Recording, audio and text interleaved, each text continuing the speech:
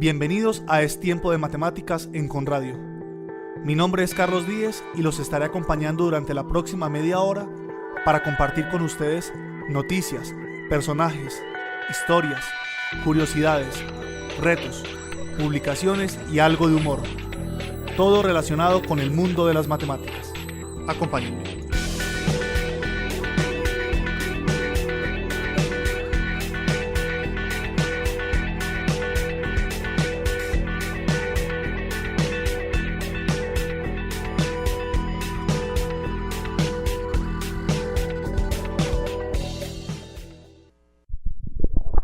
En Es Tiempo de Matemáticas, humor matemático. Le preguntan a un matemático: ¿tú qué harías si vieras una casa ardiente y justo enfrente una manguera sin conectar a una boca de riegos? La conectaría, obviamente, contestó él. ¿Y si la casa no estuviese ardiendo, pero la manguera estuviese conectada? Pues quemaría la casa, desconectaría la manguera y luego usaría el método anterior. En Es Tiempo de Matemáticas, de matemáticos. En el programa anterior hablamos de la paradoja de Russell, esa de los conjuntos que se contienen a sí mismos. Esta paradoja, como ya decía antes, produjo muchos dolores de cabeza a los matemáticos allá por el comienzo del siglo XX. Hoy les voy a presentar una serie de paradojas en las que hay que estar atentos para notar la contradicción en cada caso. Primero, la paradoja de Berry. Hablando en español, considera el, entre comillas, mínimo entero que no puede ser descrito con menos de 13 palabras. Cierra comillas. Como esa expresión que acabo de decir consta de 12 palabras, ¿a cuál de estos conjuntos pertenece el entero descrito por ella? ¿Al conjunto de enteros expresables en español con menos de 13 palabras? ¿O al conjunto de enteros que tan solo podrían describirse usando 13 palabras o más? Otra paradoja más ha sido usada por los ateos en varias ocasiones. Se trata de la paradoja de la omnipotencia de Dios. Si consideramos que Dios es un ser todopoderoso, surge una contradicción. Veamos, un ser todopoderoso se supone que tiene todos los poderes. Ese ser, por tanto, también tiene el poder de crear libros que nadie, ni siquiera él mismo, puede leer por completo, porque son demasiado extensos, por ejemplo. Si Dios creara un libro de tales características, ¿podría leerlo por completo? Se supone que no, porque nadie, ni tan siquiera él, puede leerlo todo. Pero en ese caso, Dios no tiene todos los poderes, es decir, no es omnipotente, porque no es capaz de leer un simple libro. Y si es capaz de leerlo, es que el libro no cumplía con las expectativas, por lo tanto, si Dios existe, no puede ser todopoderoso. Todas estas paradojas tienen salidas lógicas, que hay que pensar, algunas veces más, algunas veces menos. En el próximo programa hablaremos de otro tipo de contradicciones lógicas, las falacias. En Es Tiempo de Matemáticas, matemáticas de lo cotidiano. Estamos de racha con las aplicaciones matemáticas a la medicina. Esta vez quiero contarles cómo los algoritmos que utilizan Google y Facebook para decidir qué páginas web son las más relevantes y conocer la forma en que se relacionan los usuarios respectivamente, pueden ser utilizados para encontrar las proteínas claves en el desarrollo del cáncer de páncreas y conocer cómo interactúan entre sí. Este descubrimiento, publicado en la revista PLOS Computational Biology, es el resultado de una investigación realizada por científicos de la Universidad de Dresde, en Alemania, a 30 pacientes con cáncer de páncreas, en los que se empleó una modificación del algoritmo PageRank de Google para comprobar la posible relevancia de 20.000 proteínas en dicha enfermedad.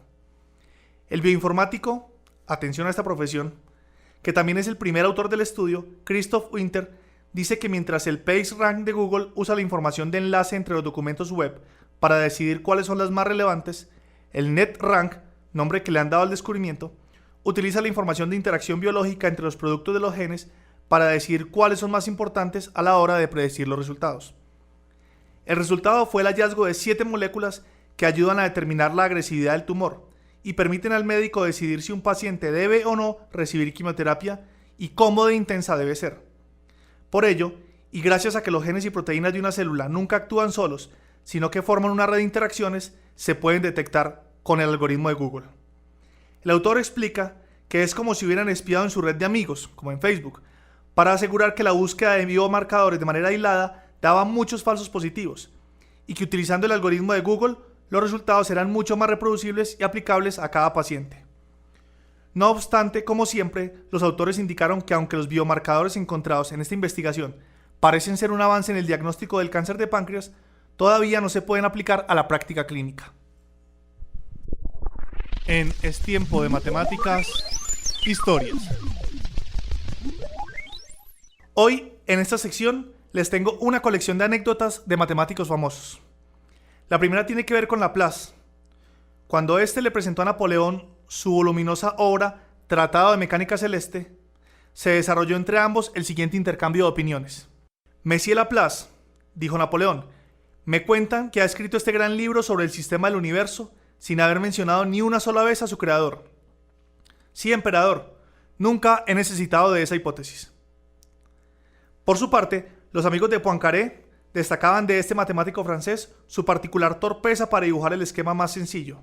De ahí que le llamaran el ambidextro, ya que podía dibujar igual de mal con la mano derecha que con la izquierda. Otra anécdota más tiene que ver con el matemático alemán David Hilbert, quien recibió en su casa a un profesor recién llegado a la Universidad de Gotinga. Después de presentarse, el invitado se quitó el sombrero y se sentó. Al cabo de unos minutos de conversación, Hilbert, quien probablemente tenía la cabeza en otros menesteres, decidió que la visita ya había durado lo suficiente y poniéndose el sombrero de su invitado, se despidió cortésmente y se fue de su propia casa. En los primeros tiempos de la aviación, invitaron al matemático alemán David Hilbert también a dar una conferencia sobre el tema que él quisiera. La conferencia creó una gran expectación, ya que el tema elegido fue la prueba del último teorema de Fermat. Llegó el día y Hilbert dio la conferencia. La exposición fue muy brillante, pero no tuvo nada que ver con el último teorema de Fermat. Cuando le preguntaron el porqué del título, contestó: el título era solamente para el caso en el que el avión se estrellara. Otro matemático más, Paul Erdos, había adquirido la extraña costumbre de llamar por teléfono a sus colegas matemáticos que vivían en cualquier punto del mundo sin mirar la hora que era. No le importaba si era de día o de noche.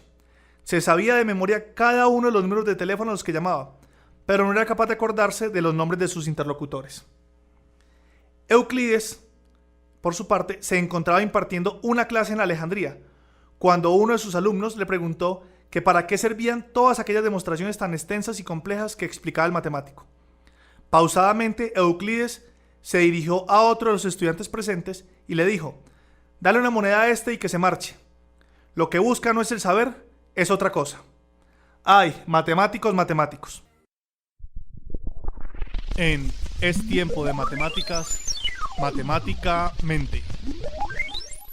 Si Diego tiene tantos meses como años su abuelo, y tantos días como semanas su padre, y sabiendo que entre los tres suman 140 años, ¿cuántos años tiene cada uno?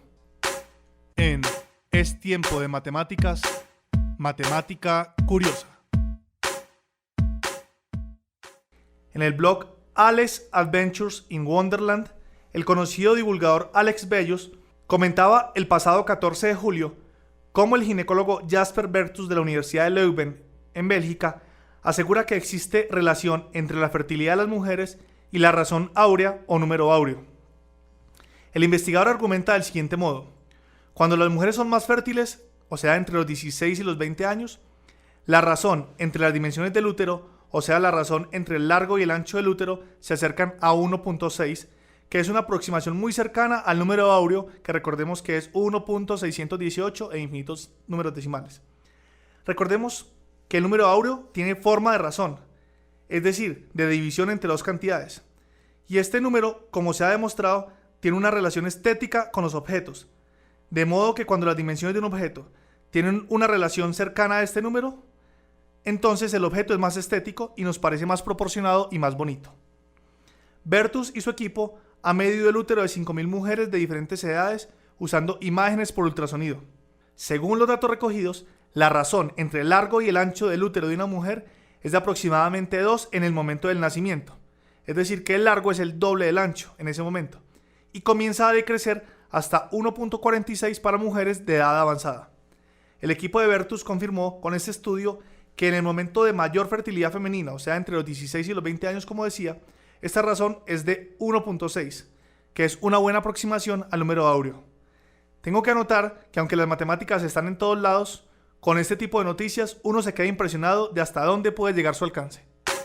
En Es Tiempo de Matemáticas, la reseña. Georges Perec es uno de los grandes escritores de la literatura francesa del siglo pasado y miembro destacado del grupo Oulipo, que es un acrónimo que traducido significa Taller de Literatura Potencial. Ese es un grupo de escritores principalmente en francés y matemáticos que busca crear obras usando técnicas de escritura limitada, es decir, escrituras con ciertas restricciones que regularmente son matemáticas. El libro más ambicioso de Georges Perec es La vida, instrucciones de uso. En este libro, el autor relata las historias que suceden en cada uno de los espacios de un edificio imaginario, situado en la calle 11, Simon Cruvelier, en París, representado en un cuadrado de 10 por 10 en una fecha determinada, el 23 de junio de 1975, aproximadamente a las 8 de la noche. Cada capítulo se sitúa en un espacio diferente, con inquilinos distintos, aludiendo a veces a otros habitantes del edificio. Parte del libro se dedica a describir el propio inmueble y durante este recorrido se dan descripciones ricas en detalles que insisten en las materias, el color, las formas, los estilos, los cuadros, etc. Por esta novela de 99 capítulos escrita entre 1976 y 1978 desfilan nada más que 1467 personajes. El personaje central del libro es Perceval Bartleby, un curioso personaje de sobrada fortuna que un buen día toma la decisión de entregarse el resto de sus años a una extraña aventura. Solicita del pintor Balene una clase diaria de pintura durante 10 años. Una vez dominada la acuarela, emprende un viaje alrededor del mundo con su ayudante, que se extenderá por 20 años. En ese tiempo pintará 500 marinas que irá enviando periódicamente a Gaspar Winkler, que se encargará de convertirlas en rompecabezas de 750 piezas. Al regreso de su viaje, Bartleby comenzará a armar también periódicamente todos esos rompecabezas para que un artesano llamado Morelet consiga recuperar las acuarelas originales, borrando todo rastro de la división de rompecabezas. Dichas marinas, otra vez intactas, serán destruidas en una disolución que recobrará otra vez la hoja en blanco. Todo un ciclo. Debido a la cantidad de personajes y a las centenares de historias que se cruzan, Perec trata de ayudar al lector para facilitar la comprensión del texto y la unión de las diferentes historias, mediante 4 elementos que incluye al final del libro: un plano del inmueble, un índice de nombres, unas referencias cronológicas y un índice de algunas de las historias contadas en el libro.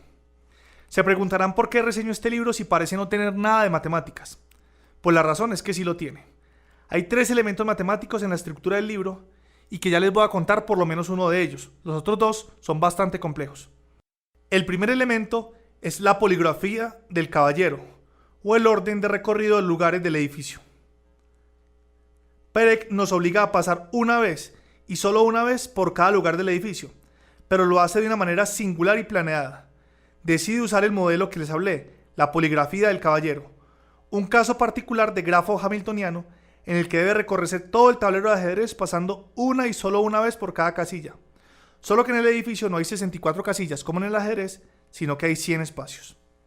El segundo y tercer elementos los usa Perec para distribuir las palabras del texto, lo que hace a través del bicuadrado latino ortogonal de orden 10 y la pseudoquenina de orden 10.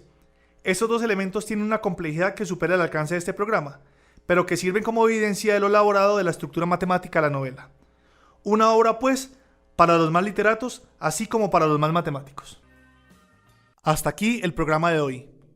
Mi nombre es Carlos Díez y los espero en una nueva emisión de Es Tiempo de Matemáticas, aquí en Conradio, la emisora de la Konrad Lorenz. Y terminamos como siempre citando: no puede existir un lenguaje más universal y simple, más carente de errores y oscuridades, y por lo tanto más apto para expresar las relaciones invariables de las cosas naturales. Las matemáticas parecen constituir una facultad de la mente humana destinada a compensar la brevedad de la vida y la imperfección de los sentidos. Joseph Fourier.